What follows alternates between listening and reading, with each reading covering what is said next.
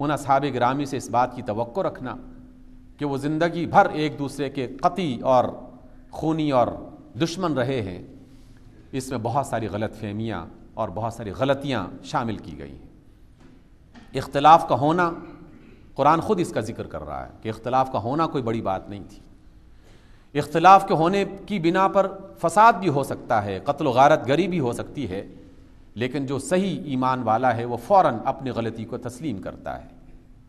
اور اصحاب گرامی نے اپنی اپنی غلطیوں کو تسلیم کیا اپنے اپنے زمانے میں، اور جس نے بھی جو کام کیا زندگی بھر اس پر پچھتاتا رہا اگر وہ غلط تھا، اور زندگی بھر اس کی تعلیم دیتا رہا اگر وہ صحیح تھا۔ اس لیے اصحاب رسول کے بارے میں ہمیں ایک بہت ہی محتاط رویہ اختیار کرنا چاہیے، اس لیے کہ وہ سب سے پہلے مخاطب تھے اس قرآن مجید کے، جنہوں نے براہ راست اس قرآن کو رسول اللہ صلی اللہ علیہ وسلم سے سیکھا تھا۔ اس لیے فتنے اور فساد یقیناً ہر دور میں بڑھتے رہیں گے، جب تک شیطان اس دنیا میں موجود ہے اور وہ قیامت تک موجود رہے گا تو فتنوں نے بھی اور فساد نے بھی سر اٹھانا ہے، اس میں کوئی دوسری رائے ہو نہیں سکتی۔ لیکن اللہ کے بندے غلطی کرنے کے بعد فوراً اس کا ازالہ بھی کرتے رہے ہیں۔ یہی وجہ ہے کہ ہمیں وہ بات نظر آتی ہے کہ جناب ابو بکر صدیق رضی اللہ تعالیٰ عنہ نے خلافت کا اعلان کیا اور عمر بن خطاب نے اس پر بیعت کی، تو اس کے بعد پھر سارے کے سارے اصحاب رسول، جس میں خود جناب علی ابن ابی طالب اور ان کے دونوں فرزند جنت کے دونوں سردار جناب حسن اور حسین ائمہ کرام، وہ بھی بیعت کرتے ہیں اور ان کو خلیفہ مانتے ہیں۔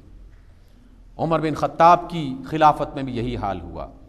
عثمان غنی کی خلافت میں بھی یہی صورتحال نظر آتی ہے، اور یہ صورت اس قدر بہترین دکھائی دیتی ہے اس موقع پر کہ جن کے بارے میں آج کل ہمارے ہاں ایک طویل عرصے سے مسلسل غلط فہمیاں پھیلانے کی کوشش کی جا رہی ہے، اور اس میں بعض اوقات جذبات میں آ کر ایسے الفاظ بھی کہے جاتے ہیں کہ جس میں خاکم بدہن رسول اللہ صلی اللہ علیہ وسلم کی شان میں بھی گستاخی ہو جاتی ہے، اور وہ اصحاب رسول جن کے بارے میں اللہ کے رسول نے خود اپنی زندگی میں جنت کی بشارت عطا فرمائی، ان کے بارے میں بھی گستاخی ہو جاتی ہے، تو وہاں پر وہ ہمیں بات دکھائی دیتی ہے کہ وہ آپس میں کس طرح ایک دوسرے کے قریب تھے۔ خلیفہ ثالث جناب عثمان ابن عفان فتنوں کی زد میں ہوتے ہیں، لیکن علی ابن ابی طالب ان کے گھر کی حفاظت کے لیے اپنے دونوں بیٹوں کو روانہ کرتے ہیں اور ان کہتے ہیں کہ آپ نے اس گھر پر پہرا دینا ہے۔ اگر اختلاف کی اتنی ہی زیادہ شدت ہوتی ان کے درمیان میں اور دلوں میں اتنی ہی نفرت ہوتی تو ممکن نہیں ہے کہ باغی چاروں طرف سے تلواریں اور نیزے سونت کے کھڑے ہوئے ہیں اور کسی بھی لمحے اچانک حملہ ہو سکتا ہے، اور کوئی باپ اپنے دونوں بیٹوں کو روانہ کر دے کہ جاؤ تم جا کے اس گھر کی حفاظت کرو کیونکہ وہ امیر المومنین کا گھر ہے۔ یہ بات ممکن نہیں ہو سکتی۔ اور پھر اس بات میں دوسری طرف خرابی کہ جناب امام حسین علیہ الصلاۃ والسلام کی شہادت کے بارے میں کچھ لوگ شکوک پیدا کرنا شروع کر دیں اور غلط فہمیاں پیدا کرنا شروع کر دیں، اور اس بات کی کوشش میں لگ جائیں کہ نہیں جناب یزید بھی کوئی اتنا برا بھی نہیں تھا۔ یہ افراط اور تفریط ہے، یقیناً اس سے ایسے گناہ اور ایسی بڑی غلطی ہوئی ہے کہ جس سے انکار نہیں کیا جا سکتا۔ تاریخی حوالے سے اگر کچھ کمی بیشی واقعات میں ہو بھی جائے تو تب بھی ہمارے لیے تو رسول اللہ صلی اللہ علیہ وسلم کا یہ فرمان ہی کافی ہے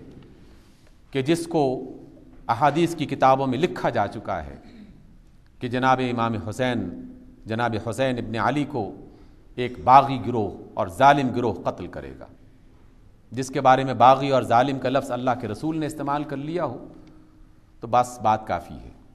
حالات اور واقعات پر جتنا بھی تبصرہ کیا جائے 10,000 باتیں کہی جا سکتی ہیں، لیکن یہ بات بالکل اٹل ہے کہ جن کے بارے میں رسول اللہ صلی اللہ علیہ وسلم نے اپنی زندگی میں یہ کہہ دیا ہو کہ یہ جنت کے جوانوں کے سردار ہیں، وہ حق پر ہی ہو سکتے ہیں، وہ غلط نہیں ہو سکتے۔ ان کے غلط ہونے پر شک کرنا،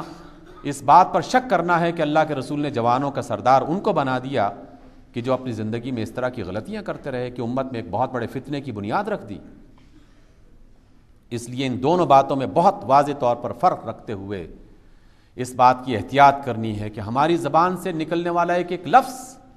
اس زمین میں ریکارڈ ہو رہا ہے، اور قیامت کے روز ہو سکتا ہے کہ میری کوئی بات میرے لیے وسیلہ نجات بن جائے، اور میری ہی کوئی بات میرے لیے عذاب اور وبا کا ذریعہ بن جائے اور وبال کا ذریعہ بن جائے۔ اس لیے کسی بھی صحابی کے بارے میں زبان کھولتے ہوئے بہت احتیاط کرنی چاہیے، اور کسی بھی ظالم کو پروٹیکٹ کرنے کے لیے، اس کو محفوظ رکھنے کے لیے بھی محض اپنی ذاتی پسند اور ناپسند اور اپنے آباء و اجداد یا اپنی جماعت یا اپنے کسی گروہ کی خاص رائے کو بنیاد بنا کے اور اس پر پھر فتوے لگانا شروع کر دینا اور امت میں تفریق پیدا کرنا شروع کر دینا، اس بات کی قطعاً اجازت نہیں ہونی چاہیے۔ ایک بہت معروف بات جناب علی بن ابی طالب رضی اللہ تعالیٰ عنہ کے حوالے سے موجود ہے کہ جب ان سے کسی راہ چلتے ہوئے فرد نے یہ بات کہی ان کی مجلس میں بیٹھ کے کہ جناب علی، آپ کے زمانے میں بہت فتنہ اور فساد پھیل چکا ہے، چاروں طرف لڑائیاں ہو رہی ہیں اور ہر طرف مسائل کھڑے ہوئے ہیں، اور جناب ابو بکر اور عمر کے زمانے میں تو اور عثمان کے زمانے میں ایسا تو نہیں تھا، تو کیا خیال ہے کہ آپ زیادہ صحیح نہیں ہیں، آپ کا راستہ کوئی صحیح نہیں ہے، یہ کیا وجہ ہے اس کی، اس فتنے اور فساد کی وجہ کیا ہے؟ تو وہ جو حکمت اور دانائی کے ایک بہت بڑے نشان تھے جن کے بارے میں کوئی شخص یہ نہیں کہہ سکتا کہ ان کے پاس عقل اور دانش موجود نہیں تھی، علم اور حکمت ان کے گھر میں پلتی بڑھتی رہی ہے، انہوں نے برملا یہ جملہ کہا کہ نہیں، مسئلہ یہ نہیں ہے، مسئلہ یہ ہے کہ ابو بکر اور عمر اور عثمان کے مشیر ہم تھے، ہم انہیں مشورہ دیا کرتے تھے کہ یہ کام کرو اور یہ کام کرو اور یہ کام نہ کرو، اور ہمارے مشیر تم جیسے لوگ ہو کہ جنہوں نے ہمیں ان مصیبتوں میں مبتلا کر دیا ہے۔ اور اصل وجہ یہی تھی کہ اس زمانے میں ایسے لوگ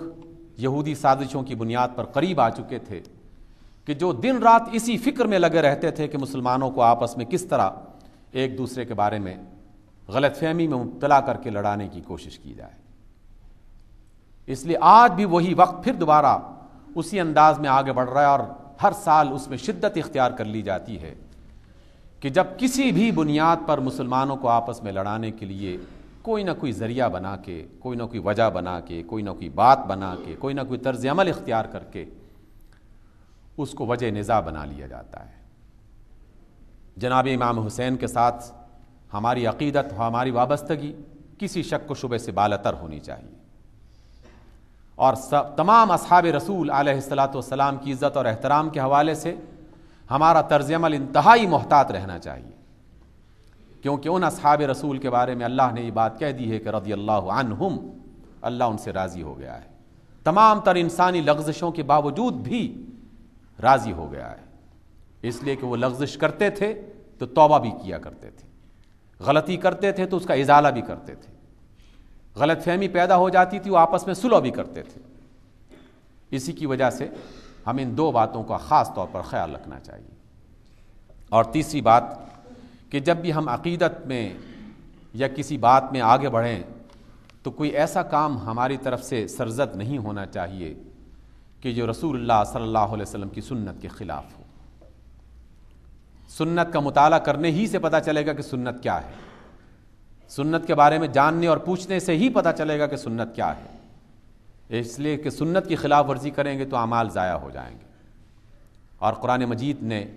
ان بہت ساری قوموں اور افراد کے بارے میں یہ جملہ کہا ہے کہ وہ اپنے کام کرتے ہیں اور گمان کرتے ہیں کہ ہم بہت اچھا کام کر رہے ہیں، حالانکہ یہ کام تو ضائع ہو جانے والا اور ان کے لیے خرابی کا باعث بن رہا ہوتا ہے۔ تو سامعین گرامی، یہ سورہ زلزال پڑھنے کا مقصد میرا اور صرف یہ تھا کہ ہم سب اس بات پر یقین کر لیں کہ زمین کے جس گوشے میں بیٹھ کر ہم کوئی کام کر رہے ہیں،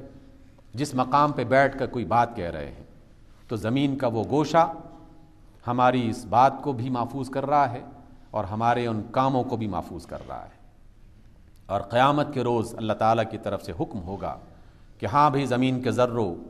سر اٹھاؤ اور بولو کہ فلاں بندہ کیا کہتا تھا اور کیا کرتا تھا۔ تو کہیں ایسا نہ ہو کہ ہماری زبان سے نکلنے والے الفاظ ہمارے لیے مصیبت کا باعث بن جائیں اور ہمارے کیے ہوئے کچھ کام ہمارے لیے جہنم اور دوزخ کی طرف لے جانے کا باعث بن جائیں۔ اپنی زبان کو محتاط، اپنے عقیدے کو درست اور اپنے اعمال کو بہتر بنانے کی مسلسل ہمیں کوشش کرنی چاہیے۔ اللہ تعالی ہمیں حق راستہ دکھا کے اس پر چلنے کی مسلسل توفیق عطا فرماتا رہے۔ اقول قولی ھذا واستغفر اللہ لی ولکم۔